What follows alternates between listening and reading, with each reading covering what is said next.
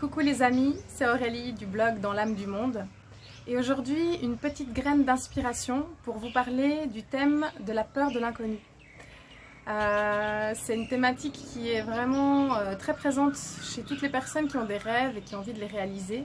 C'est une thématique que nous visitons régulièrement, Damien et moi, pendant notre aventure. Pour vous parler de cette thématique, j'ai envie de vous parler de ce que j'ai vécu ce matin.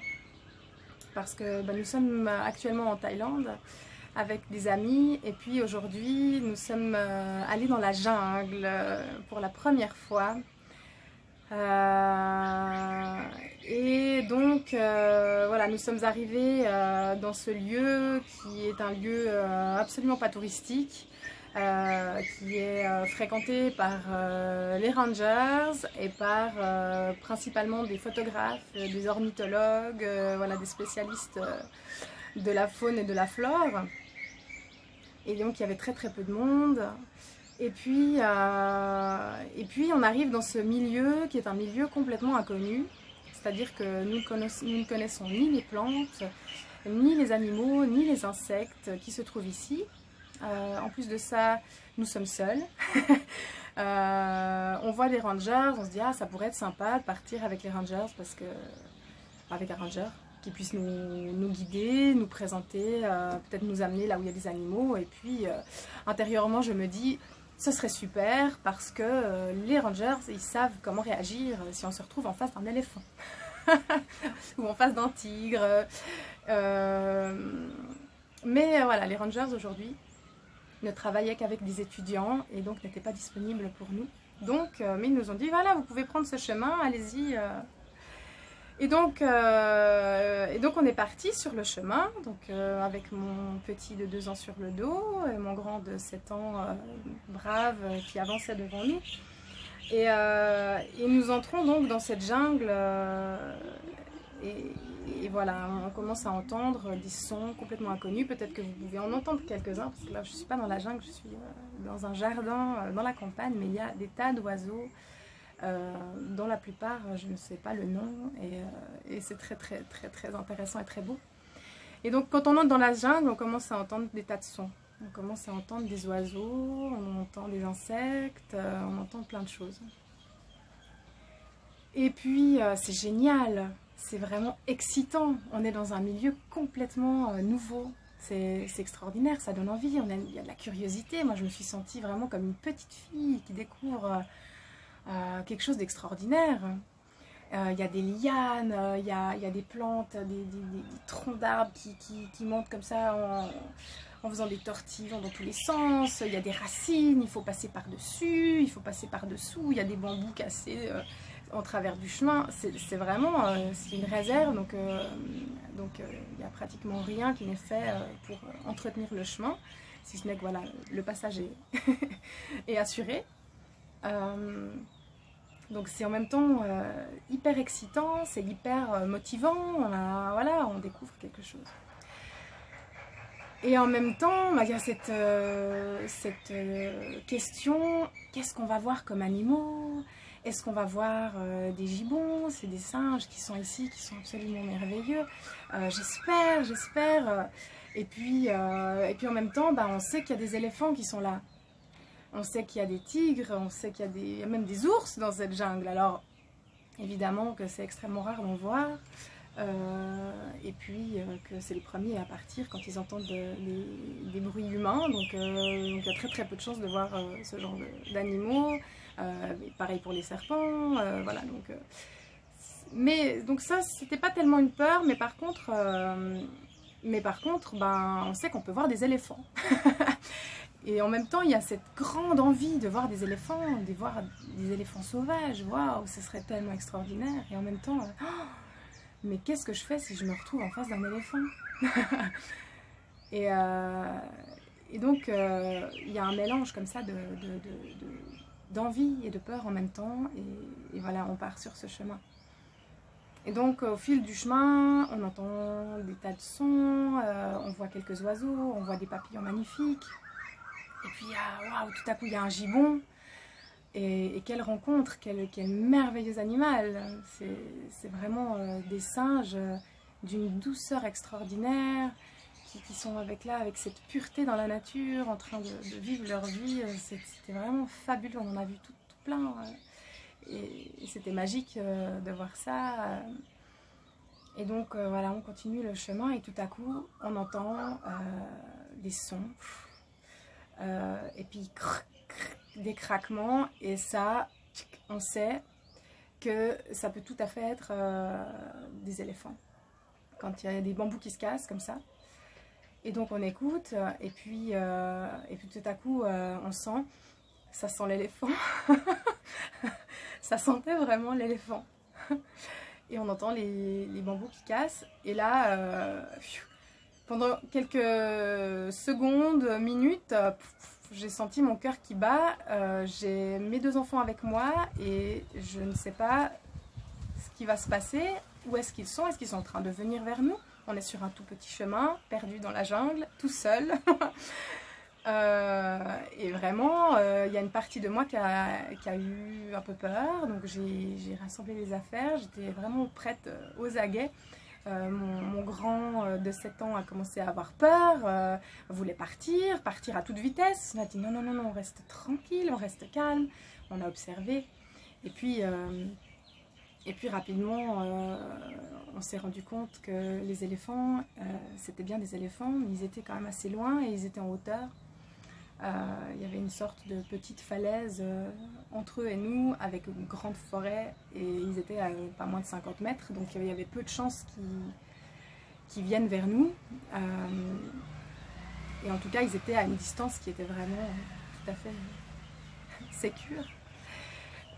Donc on s'est détendu et puis on a commencé à observer, à écouter, et puis paf, un de nos amis là, a fait une trompe, donc il n'y avait pas de doute, c'était vraiment des éléphants. Et waouh, mais qu'est-ce que c'était extraordinaire, c'était vraiment une expérience très très forte, parce que moi je suis passée de l'émerveillement à la peur, au stress, à l'excitation, à la joie intense. Dans les émotions, ça a fait vraiment... et une telle reconnaissance, et puis un sentiment d'être tellement honorée de pouvoir être présente là, et d'être en présence de ces animaux tellement extraordinaires que j'aime énormément, et puis qui pour moi sont vraiment des êtres d'une force incroyable, d'une sagesse incroyable. Donc je me sens vraiment en connexion avec ces animaux, et de pouvoir être vraiment en contact dans la vie sauvage, c'est juste magique. C'est vraiment magique de ressentir ça. Et donc je vous raconte ça pour vous dire que c'était très étrange de me retrouver dans cette situation, d'être dans un milieu complètement inconnu, c'est-à-dire que je ne connais pas la jungle, avec potentiellement des rencontres avec des animaux que je ne connais pas, avec qui je ne sais pas comment il faut se comporter, et d'avancer et d'y aller malgré tout. J'aurais pu ne pas du tout y aller en me disant c'est dangereux, il y a des animaux sauvages, il y a trop de prédateurs, je veux dire, il peut y avoir des serpents venimeux, il peut y avoir des tigres, des ours, il peut y avoir des varans, c'est des sortes de gros lézards, mais qui peuvent être grands comme des crocodiles, hein, ils peuvent faire 2 mètres de long ou plus même. Il peut y avoir des grands 1000 pattes qui peuvent aussi être potentiellement très dangereux. Il peut y avoir toutes sortes d'insectes, il peut y avoir des éléphants. On sait que c'est la saison actuellement où il y a les petits, donc les mères sont très très attentives et peuvent vraiment, pour défendre leurs petits, peuvent être agressives si on s'approche trop. Enfin voilà. Donc si j'avais commencé à focaliser mon attention sur les dangers potentiels, j'aurais pu ne jamais entrer dans cette jungle. Il y a la musique derrière moi, j'espère que ça ne dérange pas trop pour la vidéo. Et donc j'y suis allée quand même. J'y suis allée et finalement... Alors, à part l'événement de l'éléphant où pendant 2 minutes, j'ai senti l'adrénaline et la peur qui étaient là, très vite ça s'est apaisé. Et puis, je me suis recentrée dans mon cœur et dans mon corps. Et puis, je me suis rendu compte qu'en fait, j'étais pas en danger et que tout se passait bien. Ok, je reprends. J'ai dû interrompre quelques minutes parce qu'il y avait un camion publicitaire qui passait avec un haut-parleur et la musique à fond la caisse. Donc j'ai dû faire une petite pause. Donc je vais essayer de reprendre le fil d'où j'en étais. J'en étais au fait que si j'avais écouté mon mental qui pouvait énumérer les dangers, tous les dangers potentiels en fait, qui peuvent se trouver dans une jungle, peut-être j'aurais pu ne pas partir, ne pas vivre cette aventure. J'aurais pu ne pas voir, ne pas rencontrer ces singes merveilleux. J'aurais pu ne pas voir tous ces papillons incroyables que j'ai pu voir. J'aurais pu ne pas voir ces arbres, ces lianes, toute cette nature et ne pas découvrir ce milieu tellement beau de la jungle. J'aurais pu ne pas rencontrer ces éléphants, ne pas sentir cette force, cette présence qui se dégage d'eux. J'aurais pu passer à côté de beaucoup de choses et ça aurait été bien dommage.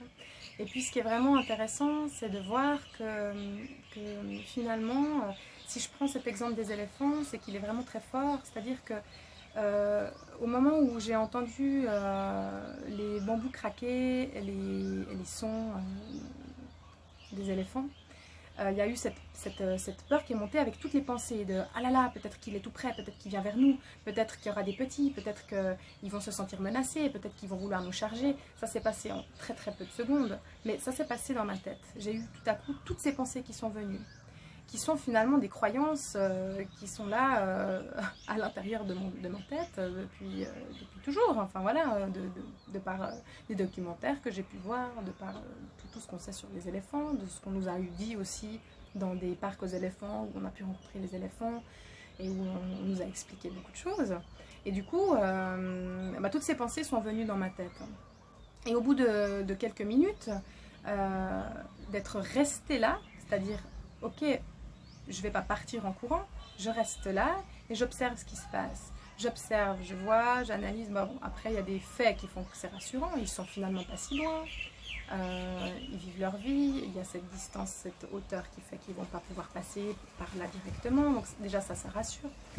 Et puis ensuite, de juste s'installer là-dedans et puis de se mettre à l'écoute du moment, se mettre à l'écoute de l'expérience.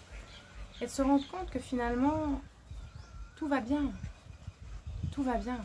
En fait, je suis en sécurité, je me sens en sécurité. Et même si l'éléphant passait, est-ce que fondamentalement je suis en danger? Je ne suis pas menaçante, on n'a pas d'armes, on sait qu'il faut garder ses distances. Et tout se pose. Et finalement, l'expérience qui dans la tête pendant quelques minutes, secondes, devenait dangereuse, finalement ne l'est plus tant que ça. Ce genre de situation où on a envie de vivre une aventure, mais il y a toutes sortes de pensées qui viennent nous amener de la peur. Et quand on a un rêve, quand on a un projet, quelque chose qu'on a très envie de faire, en fait, très souvent, l'idée vient avec tout son cortège de peurs, de pensées limitantes, de croyances sur le fait qu'en fait, on est en danger ou qu'on prend des risques. Et du coup, il y a beaucoup de rêves ou de projets qu'on ne réalise pas ou qu'on n'ose pas réaliser, un peu comme quand on veut sauter d'un plongeoir dans une piscine et puis qu'on n'ose pas. Et c'est une thématique vraiment intéressante et qui vaut la peine d'être conscientisée pour faire le tri entre les dangers réels et les dangers imaginaires ou disons qui sont liés à des croyances mais qui sont objectivement pas si réelles. Évidemment que si je me retrouve face à un éléphant qui se trouve dans un parc, une éléphante avec son petit, et qui se trouve là dans un parc, je ne vais pas m'approcher d'elle et je ne vais pas aller chatouiller son petit parce qu'il y a un réel danger que je connais. Évidemment que si je vois un mille pattes, je ne vais pas aller le prendre pour jouer avec lui.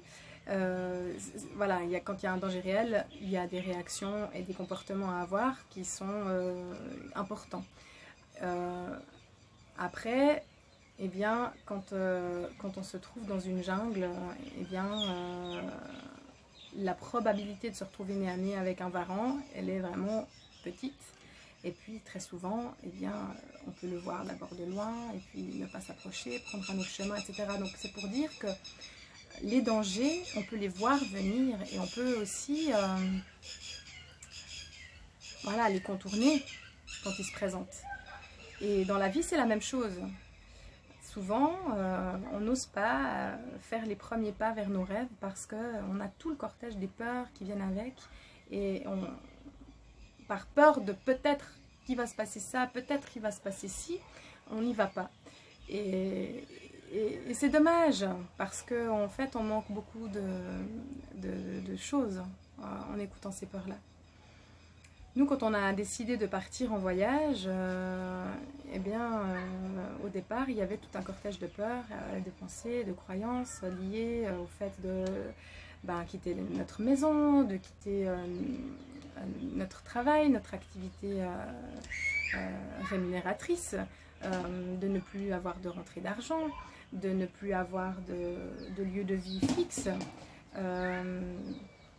De quitter la Suisse, de retirer notre fils de l'école.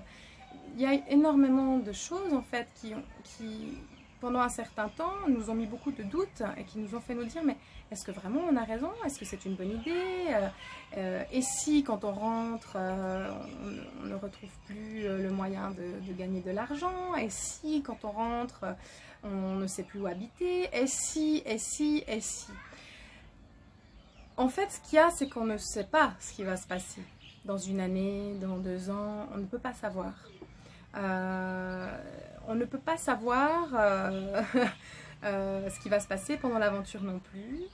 Mais ce qu'on peut savoir, assurément, c'est l'élan du moment, en fait. Qu'est-ce qui vibre actuellement dans notre cœur? Qu'est-ce qui, pour le moment, là, maintenant, est juste pour moi? Quel est mon élan? Et ça, c'est toujours juste, c'est toujours vrai. Si on arrive à vraiment se connecter à cette part-là de nous. En étant évidemment à l'écoute des réels dangers.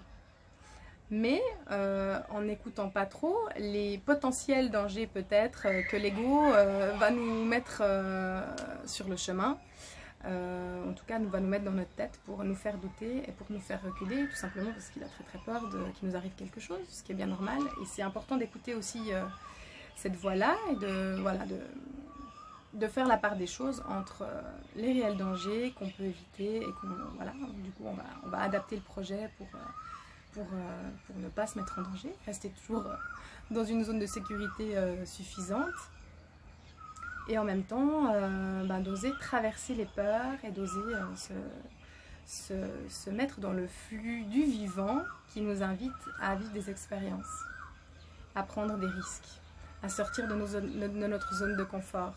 Et de voir qu'en fait, quand on sort de notre zone de confort, très souvent, il y a un certain nombre de peurs, si ce n'est toutes, qui se dissout très rapidement. Avant que nous partions pour l'Inde, j'avais beaucoup de peur. En fait, j'avais très peur de l'Inde il y a quelques années, au point que vraiment, je disais, je peux aller partout dans le monde, mais je ne vais pas aller en Inde. Et à un moment donné, quand on a décidé de partir en voyage, c'est devenu une évidence qu'on allait aller en Inde. Et en moi, c'est comme si toutes ces peurs très fortes, au départ, elles ont lâché d'un coup. C'est évident en fait, mais bien sûr que je vais aller en Inde. Alors j'ai pas tellement compris, c'est pas grave, mais c'était très clair qu'on allait y aller. Mais il y avait encore un certain nombre de croyances, de représentations et de petites peurs qui étaient encore là, où je me suis préparée à vivre quelque chose de dur, quelque chose de secouant, quelque chose qui allait me déstabiliser, quelque chose qui allait peut-être me confronter, je m'étais représenté plein de choses par rapport à l'Inde. Et finalement, quand je suis arrivée là-bas, en très peu de temps, en quelques jours, quelques heures, mes peurs, elles se sont évaporées, elles se sont dissoutes toutes très vite parce que j'étais dans l'expérience concrète et j'ai pu me rendre compte que c'était toutes des fausses représentations, des fausses croyances. Et donc ça, c'est très intéressant parce que du coup, j'ai pu le vérifier aussi dans d'autres contextes, dans d'autres milieux ou dans d'autres situations où finalement, je me représente quelque chose dans ma tête, quelque chose que je ne connais pas, je me le représente. Parce qu'on a besoin de se représenter. On va toujours imaginer les choses avant qu'on les vive. Voilà, si un jour on rêve de faire un saut en parachute, ben on va se représenter l'aventure, on va l'imaginer. Et voilà, tant qu'on donne trop de pouvoir à nos potentielles peurs, on ne va jamais le faire. Et peut-être que si un jour on saute en parachute, ben on va se rendre compte que waouh, en fait, c'est pas si terrible. Alors je ne l'ai pas vécu. Mais j'ai vécu d'autres choses où j'ai pu vraiment oser faire le pas de faire quelque chose que j'avais envie de faire et puis de me rendre compte que finalement je m'étais imaginé des choses et que c'était vraiment pas comme ça dans la réalité. Et donc voilà, tout ça pour dire que quand on a des élans, quand on a des rêves, eh bien souvent ça vaut la peine d'oser, de faire le pas et de vérifier par nous-mêmes que la plupart de nos peurs sont des peurs construites de toutes pièces dans notre imaginaire et ne sont pas réelles. Et plus on va vivre des expériences comme ça, plus on va ensuite reconnaître cette petite voix des peurs, de l'ego qui vient nous souffler à l'oreille tous les dangers potentiels et donc de plus facilement faire la part des choses et de pouvoir choisir. Est-ce que je donne le pouvoir à ces voix-là ou est-ce que je ne donne pas le pouvoir à ces voix-là? Que dit mon cœur? Qu'est-ce que je sens à l'intérieur de moi? Quel chemin je sens qui est juste pour moi? Ok, il y a les petites voix qui sont là, elles seront toujours là. Parce que notre ego voudra toujours nous protéger de dangers potentiels. Parce que voilà, il a toutes nos mémoires en tête. Et lui, son seul but, c'est qu'on soit toujours en sécurité. Mais du coup, il va avoir envie de nous mettre dans une boîte de sécurité. Et cette boîte, souvent, elle est très très petite. Donc voilà, on peut choisir de rester dans cette boîte, puis on sait qu'on est en sécurité. Ou alors, on peut choisir de sortir de cette boîte, d'oser, de prendre des risques. Et peut-être que ces risques, finalement, ils valent le coup. Et c'est à nous de doser jusqu'où on prend le risque. Là, nous, on est en train de voyager, on est avec notre famille, on est avec nos enfants. Eh bien, on va prendre des risques parce qu'on sort de notre zone de confort. Mais c'est évident qu'on ne prend pas autant de risques que si on était sans enfants, par exemple. Parce qu'on va doser cette prise de risque. On ne veut pas mettre en danger nos enfants. On ne veut pas nous mettre en danger, on a des enfants, on est responsable d'eux, voilà, c'est important pour nous. Donc cette prise de risque, on peut vraiment la doser jusqu'où on met le curseur en fait de la prise de risque. C'est comme si on part en montagne, hein, on peut très bien marcher, rester sur le sentier, on peut s'écarter un peu du sentier, on peut s'approcher de la falaise, on peut décider d'essayer d'escalader la falaise sans être assuré, ou on peut décider de mettre une corde. Jusqu'où on met le curseur en fait? Quelle est ma prise de risque? Et finalement, quand on a un rêve, c'est rarement soit je ne le réalise pas, soit je réalise tout. On peut tout réaliser, mais il y a vraiment des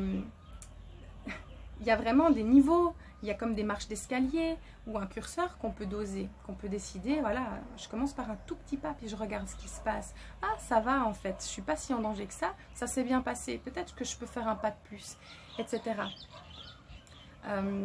Ou alors on peut décider de sauter et puis de voir ce qui se passe.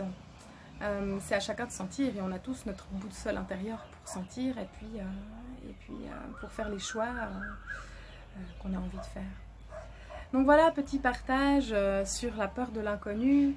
Très souvent on a peur de l'inconnu parce qu'on s'imagine des tas de choses et finalement quand on finit par connaître ce qui était inconnu, eh bien ce n'est plus inconnu et ça fait plus peur.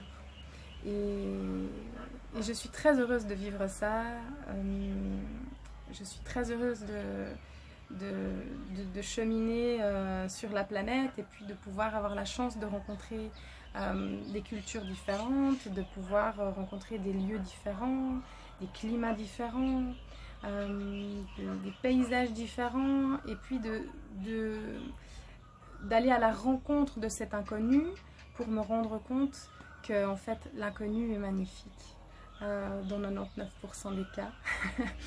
Et que ce sont vraiment de belles découvertes, de belles rencontres. Et j'ai envie de m'adresser à vous, à l'aventurier qui se trouve en chacun de vous, à cette petite flamme à l'intérieur de vous, de votre cœur, de votre âme, qui sait, qui a des élans, qui sent des chemins, des directions, des aspirations. Et quelque part, tout ça, c'est des aventures intérieures ou des aventures concrètes. Mais dans tous les cas, c'est des appels de votre âme, c'est des appels de votre être pour vivre certaines choses. Et puis de vous demander, de vous poser cette question, quel choix je fais et quel pouvoir je donne aux petites voix de mes peurs et quel pouvoir je donne à ma force intérieure. Voilà. Un thème vraiment assez fondamental dans tout projet. Et je pense que c'est un sujet qui nous accompagne tout le temps. Et que finalement, dans la vie, chaque pas est un petit pas dans quelque chose qu'on connaît un peu moins que ce qu'on connaissait avant. Et chaque pas est aussi le moyen de mettre du connu dans ce qui n'était pas. Donc